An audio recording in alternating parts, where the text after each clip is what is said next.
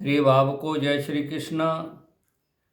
आज मैं आपको वर कन्या की जो शादी आप बनवाते हैं तो उसमें पंडित जी के पास जाते हैं। पंडित जी बताते हैं कि भाई 10 रेखी, 9 रेखी, 8 रेखी, 7 रेखी विवाह है। तो ये रेखी क्या होती हैं, रेखा क्या होती हैं, इसके बारे में आपको बताना चाह रहा हूँ। देखिए, विवाह बनाते समय जो रेखा बताई जाती है, ये विवाह में 10 दोष होते हैं जिनको बचाना होता है। 10 दोष में से अगर कोई दोष नहीं है तो खड़ी रेखा 10 हो जाएंगी। 10 खड़ी रेखा हो जाएंगी तो इसका मतलब है कि उस विवाह में कोई दोष नहीं है। अगर एक दोष है तो उस स्थान पर ऐश लिख जाएगा। ऐश का मतलब है ये दोष उपस्थित है। तो जैसे मान लीजिए 10 में से 7 रेखाएं हैं तो 3 दोष उस विवाह में उपस्थित हैं। 8 हैं तो 2 दोष उपस्थित हैं, 9 हैं तो 2 दोष, 1 दोष उपस्थित है, और 10 है तो कोई दोष उपस्थित नहीं है।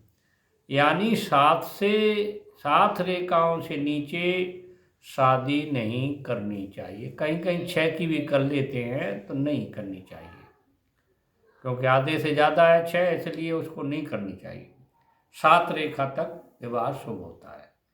अब मैं बताऊं पहला दोष क्या होता है। देखिए, पहला दोष होता है लत्ता दोष। लत्ता दोष ऐसे ऐसे 10 दोष होते हैं। तो पहला दोष लत्ता दोष है। ये लत्ता दोष क्या होता है? लत्ता का मतलब लात मारना, लत्याना।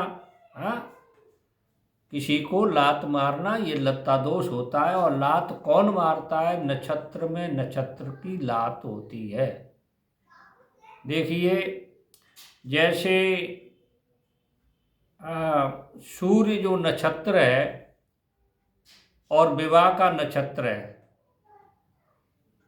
सूर्य नक्षत्र से विवाह के नक्षत्र तक अगर 12 संख्या आती है तो सूर्य लात मारता है, और वो आगे की, यानी सूर्य नक्षत्र से विवाह के नक्षत्र तक आगे की, सूर्य का नक्षत्र है उसे आगे के नक्षत्र गिन लीजिए।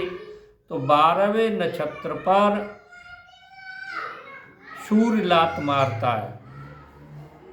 और देखिए, सूर्य नक्षत्र से विवाह के नक्षत्र पर 22वां जो नक्षत्र होता है आगे की तरफ, इधर होता है पीछे, आगे पीछे, और इधर आगे होता है। तो आगे की तरफ जो 22वां नक्षत्र होता है उसको चंद्रमा लात मारता है। इसी तरह से सूर्य नक्षत्र से विवाह के नक्षत्र में तीसरा जो आगे की तरफ नक्षत्र होता है उसमें मंगल लात मारता है। और देखिए, सूर्य नक्षत्र से विवाह के नक्षत्र में 7वां पीछे की तरफ, यानी आगे की तरफ, पीछे की मतलब आगे, पीछे का मतलब सूर्य नक्षत्र उससे पीछे आगे के देखो पीछे का, तो उसमें 7वां नक्षत्र होता है, उसको बुध लात मारता है। ऐसे ही गुरु सूर्य नक्षत्र से विवाह नक्षत्र जो है छठा होता है, तो आगे आगे मतलब उस नक्षत्र से आगे की तरफ गुरु दात मारता है। ऐसे ही शुक्र का 5वां नक्षत्र हो तो ये पीछे से लात मारता है। और शनि आगे से लात मारता है और राहु पीछे से लात मारता है, यानी 9 नक्षत्र होने पर लात मारता है। अब देखिए इसके प्रभाव क्या पड़ता है।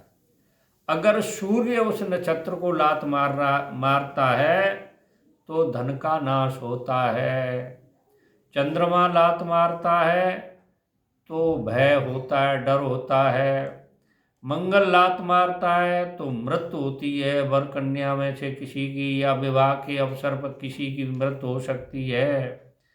और बुध लात मारता है तो डर होता है, भय।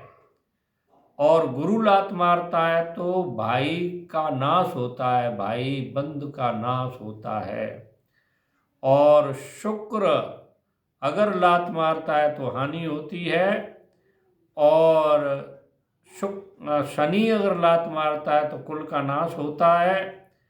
और राहु लात मारता है तो भय उत्पन्न होता है। इसलिए इन दोषों को, लत्ता दोष को बचाकर ही शादी करनी चाहिए। ये मेरी बात आप तक पहुंची हो, मैंने थोड़ा डिटेल में बताया है क्योंकि आपकी समझ में आ जाए। देखिए ज्योतिष का ज्ञान हर किसी को होना जरूरी है, चाहे वो ब्राह्मण हो चाहे कोई और जात का हो। थोड़ा थोड़ा ज्ञान होना चाहिए, अंधविश्वास नहीं होना चाहिए। इसलिए मेरा आपसे निवेदन है, अगर मेरी ये बात अच्छी लगी हो तो मेरे चैनल को सब्सक्राइब करें, लाइक करें, शेयर करें। जय श्री कृष्ण।